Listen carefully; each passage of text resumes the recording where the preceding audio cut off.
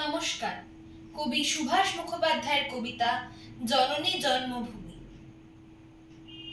আমি ভীষণ ভালোবাসতাম আমার মাকে, কখনো মুখ ফুটে বলিনি। টিফিনের পয়সা বাঁচিয়ে কখনো কখনো কিনে আনতাম কমলা লেবু। শুয়ে শুয়ে মার চোখ জলে ভরে উঠত।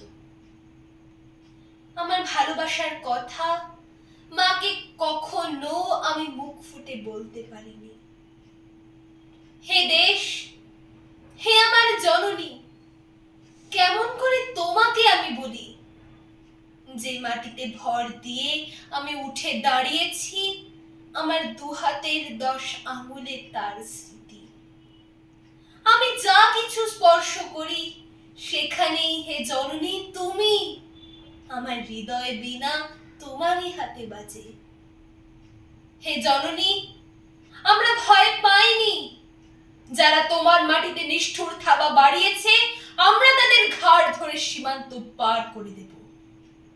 আমরা জীবনকে নিজের মতো করে সাজাচ্ছিলাম, আমরা সাজাতে থাকব। হে জননী, আমরা ভয় পাইনি। যজ্ঞে বিঘ্ন ঘটেছে বলে আমরা বিরক্ত। মুখ বন্ধ করে অক্লান্ত হাতে হে জননী আমরা ভালোবাসার কথা বলে যাব। নমস্কার।